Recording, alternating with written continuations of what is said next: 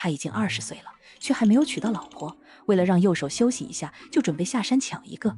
可他把新娘子抢回了山寨，还没有开始洞房，他又准备把貌美如花的新娘子给送回去。这时新娘却又不愿意了，只因为寨主，你婆娘又上吊了，发现的时候脸都青了。你昨天跟我说那个新娘是青阳县老爷家的闺女，都问过了。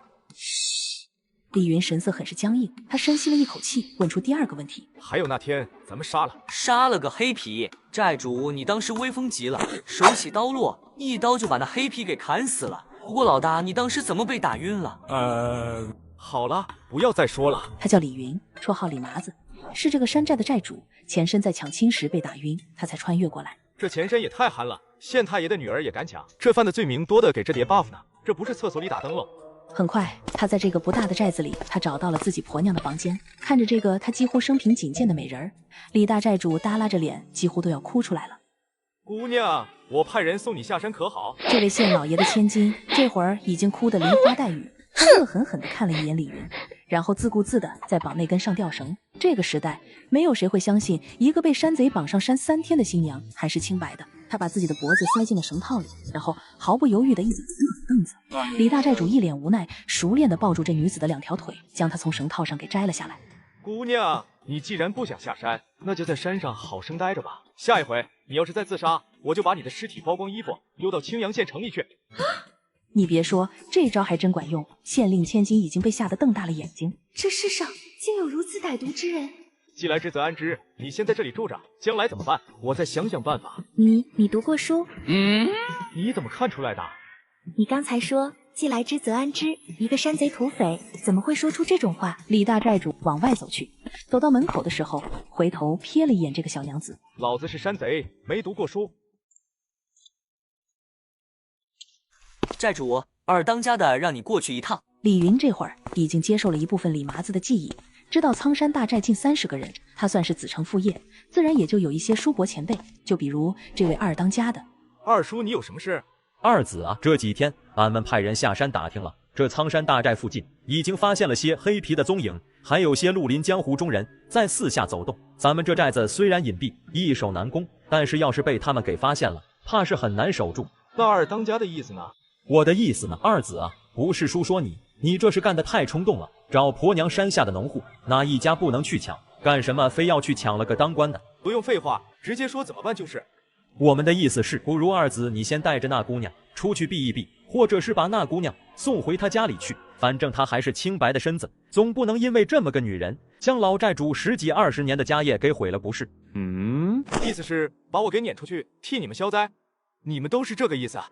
二子别多想，你出去避避风头就回来，这苍山大寨的头把交椅永远是你的，谁也夺不去。去你娘的！李大寨主二话不说，一记窝心脚狠狠在了二当家的肚子上。这一脚下去，踢得这二当家的倒在地上，捂着肚子哀嚎，疼得脸上全是汗水。你们这些狗日的！从前你们闯祸的时候，老子替你们扛是扛的少了，今天叫老子过来，不就是要把老子撵走吗？那就说开了，是直接分家，还是咱们各自拉人拼上一场再散？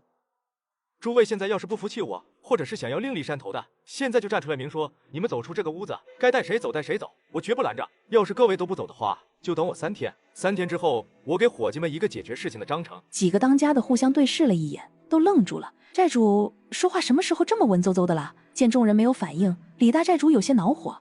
行就行，不行咱们就真刀真枪的干上一场，说话。众人这才舒了一口气，这他娘的才是咱们的寨主。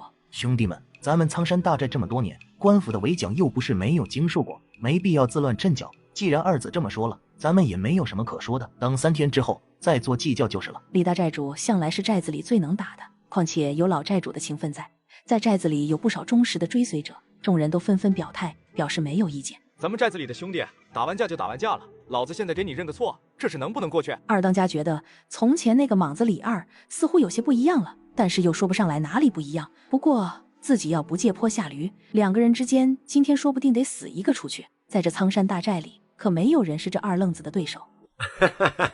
二子说的对，咱们寨子里的人打架就打架了，这事我也有些不对，认错嘛就不必了。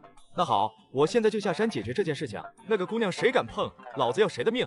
李云等到天色暗淡下来之后，悄无声息地摸进了山脚下的李家村，很快找到了村子里最大的一棵树，3两下爬了上去，躲在了树冠之中。就在他刚藏好，一帮衙役点着火把就围在了树下。这群官兵从没办过案，破案率却高达100%。每次他们只要闭上眼，在村子里转上一圈，出来的时候总能精准地抓到罪犯。自从县老爷妻闺女被山贼抢亲后，他们就被派出来寻找山贼的踪迹。说山贼在哪？说不说？你说不说？老大，有没有可能他想说不出来啊？新来的吧？是的，老大，我是第一次出来办案。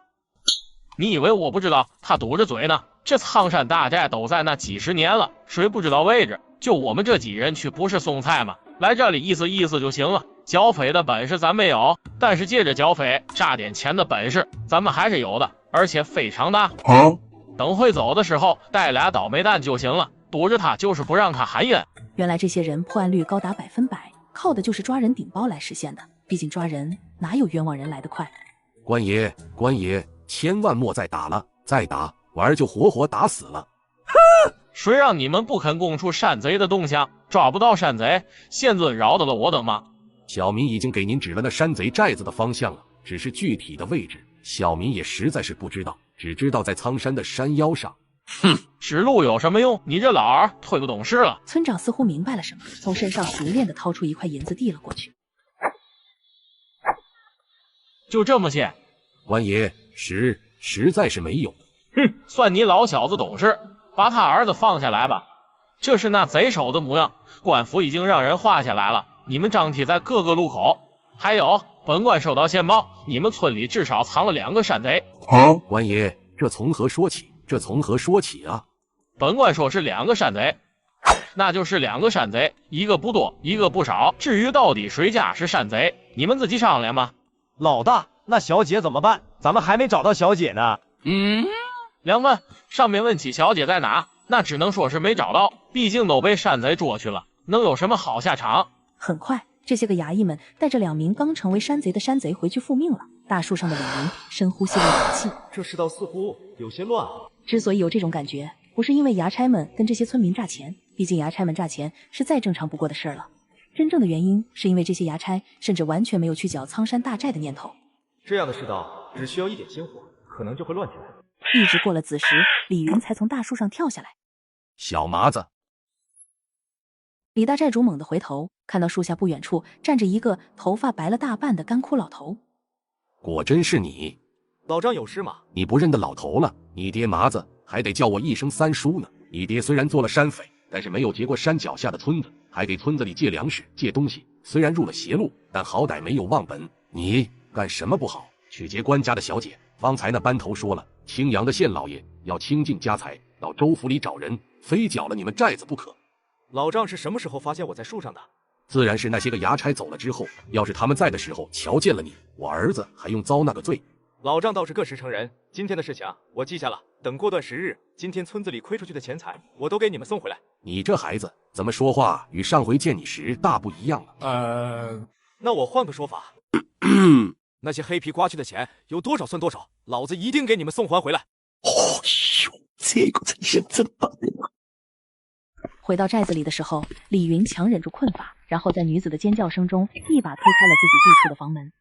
鬼叫什么？姑娘，咱们沟通沟通。女子怒视李云，2只拳头握紧，浑身都在颤抖。过了好一会儿，她咬牙直接躺在了简陋的床上，双手双脚分开成大字状，然后紧闭双眼。畜生，你来吧。不是这个时代的女子这么开放的吗？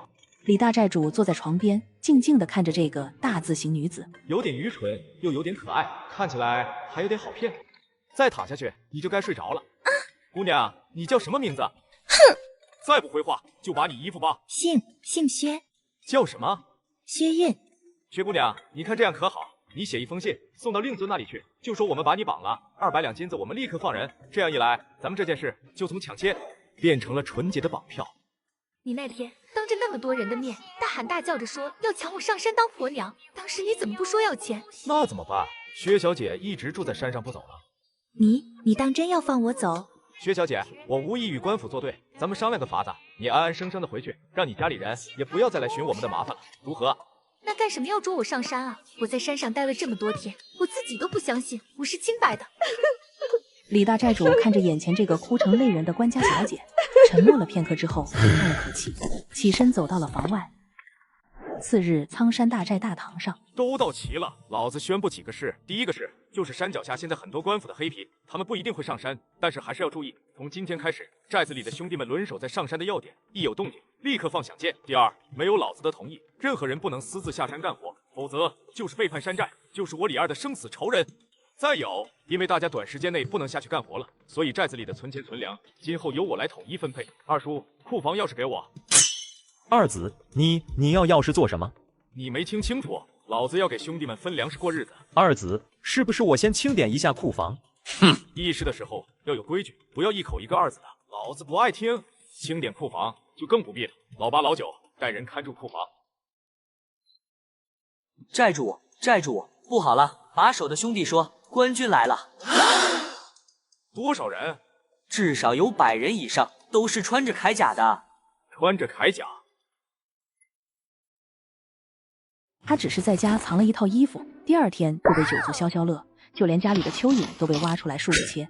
只因在古代有这么一句话：衣甲躲三弩，三甲进地府，私藏甲胄可是重罪。哪怕普通人穿上一套甲胄，也可以做到一个打10个。然而眼前这个30人的土匪窝，竟让官府出动上百人着甲。薛老爷，莫要着急，我的人已经上山去了。不过你们这地方贼寇也太大胆了些，光天化日之下，居然敢劫掠县老爷家的小姐。这苍山上的山贼不是1年2年的祸患了，一来是因为贼寇凶狠，二来这里是2县之交，两边谁也不肯出力气。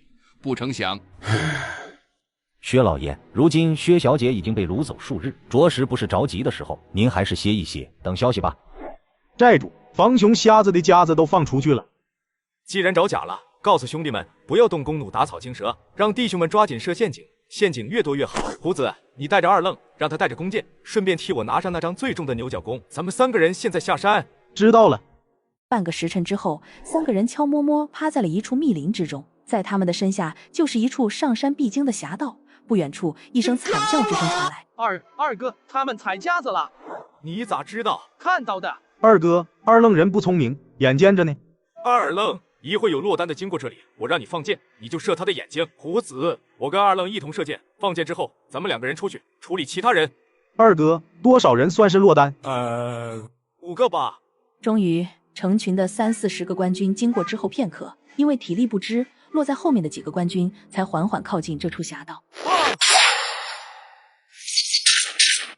一行5人中有2个人失去了战斗力，几乎同一瞬间，李云丢下牛角弓，如同猛虎下山一般冲了出去。张虎紧随其后，2个人都各自盯住了一个目标。李大寨主身着铠甲，毫不畏惧，如同猛兽一般，直接横身一击。而张虎这会儿已经用肘击打在了另一个人的下颌上，将这人击晕。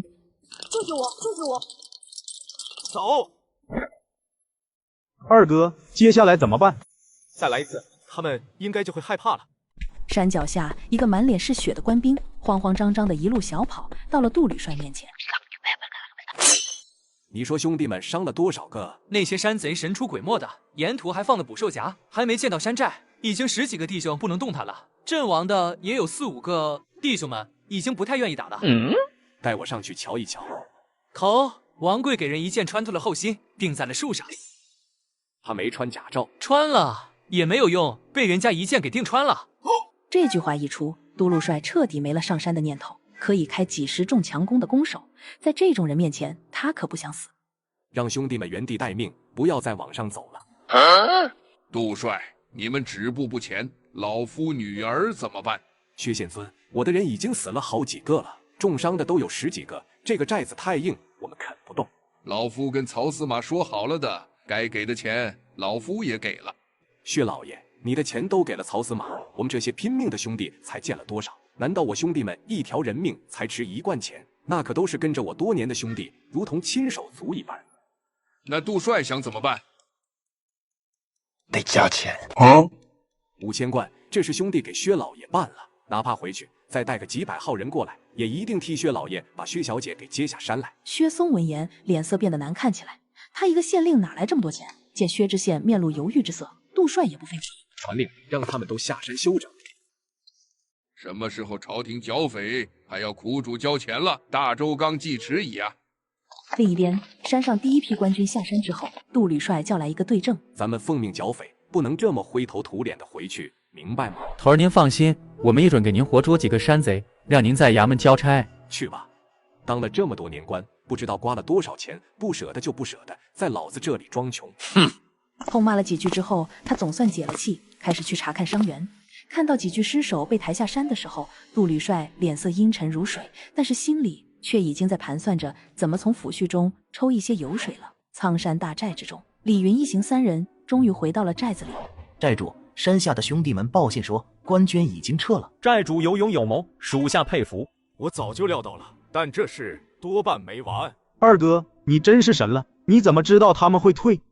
因为他们怕死。前2天下山，衙差是什么模样，他已经见识过了。这个王朝已经崩坏腐朽到了一定程度，在这种环境下，地方军一定是烂掉的。官军未必就走了，各个要道上的轮手不能停了。还是那句话，没有我的同意，任何人不能下山，更不能干活。晚上，李云躺在床上，望着房梁发呆。静下来的他，又恢复了真正的李云。这是个什么样的时代？自己莫名在这个时代活了过来，是因为什么？自己又要在这里做些什么呢？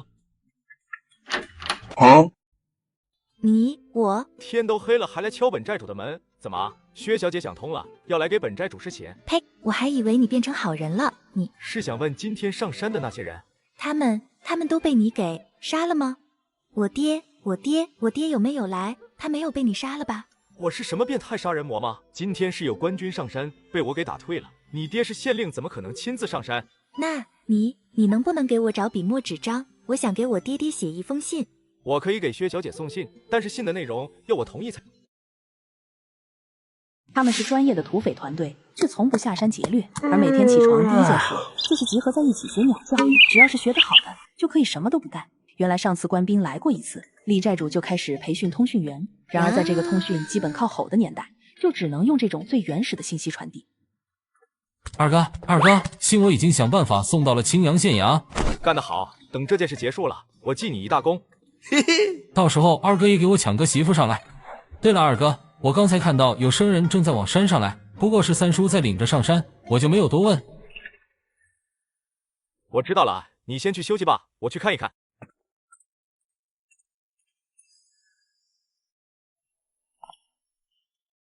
三叔，听说有人上山来了。刚才二龙寨的人送信过来，说有一趟肥镖，3、4天之后走咱们附近过。二龙寨一个寨子吃不下，想拉着咱们一道干这个买卖。不是说3个月之内都不干活吗？说是这么说，他们说肥镖要是能一起吃下来，哪怕分着吃，至少也有1000贯钱以上。三叔，你的意思呢？可以试一试。上一回咱们劫了关老爷家的女儿，又打退了官军之后，如今寨主在绿林已经打出了响当当的名号了，各大寨子都看着咱们呢。哼，意思是老子要是不肯干，在同行眼里就成了孬种，以后再没有人听老子的话了。多少有点这个意思。狗屁！他们想吃这趟肥镖，让他们自己吃去，没有老子的命令，谁也不能下山。谁下了山，就不再是寨子里的人了。寨主，这是你扬名绿林的大好机会啊！以后声势大了，将来说不定能成绿林道上的盟主。哼，真要是什么肥的流油的镖，能被他们这么容易就踩到盘子？而且偏偏是这会儿，还从咱们门口走。二龙寨这帮子人讨不到什么好处。寨主是说有人要引咱们下山，8成是冲着咱们来的。要不要知会二龙寨？不用，他们爱死不死。老爷，有人送信过来，说是韵儿的信。薛小姐，你这样写，当日山贼劫了你之后，正准备把你带到山上去，半路突然有一个侠客路过，当时那山贼头子受了伤，那些山贼们要顾全首领，不是侠客的对手，于是你就被侠客给救了。不过打斗之中受了点伤，需要静养一段时间，差不多1个月左右就能回到家里去。这怎么成？这不是骗爹爹吗？你想保住名节，只有这一个法子，到时候我亲自送你回青阳县。这字迹真是韵儿写的。老爷，虽然的确是韵儿的字迹，但是这侠客到底是从哪里冒出来的？不要问，州里现在又在推脱曹司马一嘴的官话，县衙里的衙差根本不可能上得了那个苍山大寨。不管是谁，只要能保全我女儿性命，那他就是大侠。为什么要1个月后呢？那些山贼实在可恨，这一下咱们韵儿的婚事也被缴获了。老夫当初真是瞎了眼，才定下了这么一门婚事。那个顾家的小子碰到几个贼，他就望风而逃。到现在顾家连来人都不来，这门亲事坏了也好。那顾家父子的德行，韵儿过去下半辈子恐怕都不会好过。这顾家也算高门大户，朝廷里有大官的。原想着咱们女儿过去能过上好日子，谁成想，唉，狗屁高门大户，顾家那个门户也是攀亲攀上去的，自以为自己如何了不起了。寨主，二龙寨2个寨主来了。二龙寨的兄弟。是，寨主。这是二龙寨的二当家彭海，人称过山龙。看彭寨主这模样，是栽了。是，二爷，我们二龙寨这次是栽了个大跟头，连老大他都折在了那些人手里。什么镖局走的镖，这么扎手？好像是什么威远镖局，他们一共也就10几个人，不知道从哪里搞来的弩。我们几10个兄弟一照面就死伤惨重，二龙寨算是名存实亡了，所以来投奔二爷您来了，只求二爷给一口吃食，兄弟几个以后就为二爷您卖命了。好说好说，胡子带几个兄弟下去清洗身子，再让四叔给他们治伤，先住下来，别的事情等伤养好了再说。是，诸位请吧。老九，他们身上带上换来的所有东西都收了。是。三叔，说说为什么带着他们上山来了？寨主，他们4个人都是熟面孔，在山底下求援，同在绿林，没有不搭把手的道理。那是不是应该要先问一问我？寨主，彭海他们你都是见过的，从前还在一起喝过酒。三叔啊，咱们打一架吧，你打赢了，我滚下山去，你来当这个寨主。要是你打输了，那就看三叔你身子骨结不结实了。寨主，我欠考虑了。三叔，你说要是官府的人把他们收编了，让他们替官府上山探路，充作内应的话怎么办？要是出了什么事，谁来担这个责任？我说句难听的，官军真的打到家门口了，我自信在这山里没有人捉得到我。而三叔你可是有家里人在寨子里的，怎么就这么不长心？你说怎么处罚你好？寨主，给我留2个指头，成不成？这个时候我要你的指头做什么？三叔，人是你带上来的，就交给你看管，把他们搜一遍，只给他们吃饭，1个月之内不许他们到寨子里其他任何地方，出了问题你就自裁吧。寨主，我直接去弄死这几个祸患。不成，你都已经带上山了，不能坏了咱们苍山大寨的名声。一切等我平了事之后，再考虑如何处理他们。我属下这就去看住他们。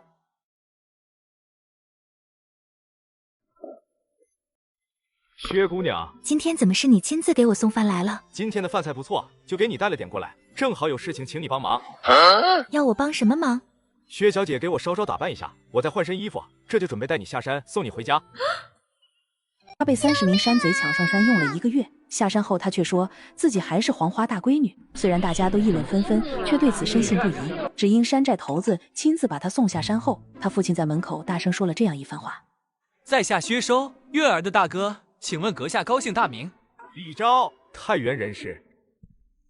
什么阁下不阁下的？这是恩公，多谢恩公搭救小女，不然此生不知能否再见了。薛老爷太客气了，见义勇为，本是李某份所当为之事。恩公救了小女，就是薛家的大恩人，请恩公光临毕府，老夫摆酒设宴，答谢恩公恩德。薛老爷，这件事便已是毕，待久了，倒有些恩图报之嫌了。薛小姐既然已经回家，李某就此告辞。留下他。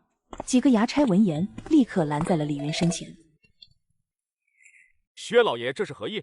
恩公要是就这么走了，倒显得我们薛家寡恩。老夫这就让人安排宴席，恩公就当给老夫一个薄面，至少留下来吃顿饭，如何？不让李云离开，倒不是怀疑他是山匪，而是他必须要让整个青阳县的人都相信李云是救了自己女儿的大侠。所以，不管李云到底是谁，从哪里来的，是什么身份，至少在今天，戏要做足。李大哥，你就留下来吧，2、3天也是成的。诸位，非是李某贪功，薛老爷如此盛情，实在难却。李某人就厚颜，在薛家吃上一顿饭。不过李某只吃一顿饭，绝不受半点报偿。他这番话一说完，在场围观的百姓们也就信了个7、8成，都跟着叫好。薛知县见状也松了口气，让2个儿子将李云请进后宅。云儿她有没有欺负你？这位薛大小姐低着头，面色绯红。薛知县见状，脸色一黑，正要说话，爹，女儿还是完璧之身。薛知县没有再问话，只是目光深处已经少了几分杀意。别看他只是个7品知县，心眼子之多，也绝对是要远远超过普通人的。李云编出来的这个漏洞颇多的谎话，骗百姓们没有什么问题，骗过薛知县就绝没有这么简单了。感谢壮士搭救小女返家，要不然小女失落、穷凶极恶的山寨，真不知是个什么下场。薛老爷太客气了，任谁见到这种事情都会出手相助。不，如果是寻常人，看到山贼劫掠人口，100个人里有100个不会出手相助。恩公非同寻常啊！鄙人自小习武，胆子比寻常人大上那么一点点。恩公怎么不喝茶？不可。只见薛县令从李云面前的茶水里往自己杯子里倒了半杯，仰头一饮而尽。薛家不会对恩公不利。我实在是不可。首先，不管壮士是什么身份，壮士能将小女原本的送还回来，老夫已经十分成情了。除此之外，老夫冒昧问一句，壮士应当是与那伙山贼有些关系吧？薛老爷既然这么想，何不让手下的官差将李某给捉起来问罪？壮士是个聪明人，进县衙之前，当着这么多人表明了身份。老夫如果将你捉起来，按照山贼论处，那么我女的名节就全毁了。当薛老头不惜带着州里的官军上山之后，李云就知道薛韵儿在他老父亲心里分量极重，而现在很明显，李某人赌对了。薛老爷是怎么瞧出破绽的？从小女寄信回来，老夫就大概猜到了一些。现在想来，之所以要1个月时间，大概是苍山大寨的人要写信给壮士，让壮士赶到青阳来做成这件事。连上百个富甲的官军都没有打下苍山大寨，壮士一个人再如何勇猛，也不可能全虚全伪从寨子里将小女救出来。那薛老爷看来，我与苍山大寨是什么关系？老夫猜想，壮士应当是苍山大寨里某些要人的亲戚，或者干脆就是那位寨主的远方亲戚。薛老爷不怀疑我就是寨子里的人？不可能，绝对不可能！那群土鳖绝不会有壮士这种举止谈吐。薛老爷真是神了！实话不瞒薛老爷，在下正是苍山大寨寨主李云的亲哥哥。舍弟当时是抢错人了人，发觉是薛老爷家的千金之后，一直担惊受怕，并且对薛小姐秋毫无犯。之后还特意让在下从外地回来处理此事，为了保全薛小姐名节，不得已欺骗薛老爷。不曾想一眼就被薛老爷慧眼识破，李某再无颜面留在此地，就此告辞。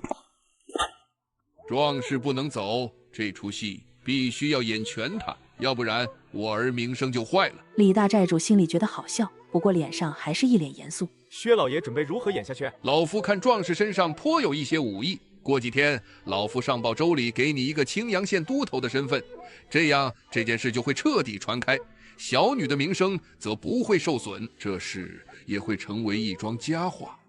这不成，这绝技不成。莫非壮士另有去处？那当然了，我还要回去当寨主呢，怎么能留下来给你当治安队长？难道让我黑白通吃啊？薛老爷，在下的长相与舍弟有几分相似，当日衙役见过舍弟，若是留下来，难免会误会。有几分相似吗？放心，那几个废物已经被老夫给论罪了，眼下都已经不在县衙。薛老爷，这件事在下须得好好考虑几天，要不然这样，在下在青阳多留几天，再给薛老爷答复如何？好，正要壮士多留几日，这样这件事才能做得像，不留什么缺漏。爹爹，李大哥。薛老爷笑脸相迎，而李大寨主则是背着手站在薛老爷身后，对着薛小姐俏皮的眨了眨眼，意思是事情搞定了。薛小姐忍不住掩嘴一笑。薛老爷见状，看了看女儿，又回头看了看李云，先是下意识皱眉，然后若有所思起来。走，我儿受苦了，咱们今天好好吃上一顿，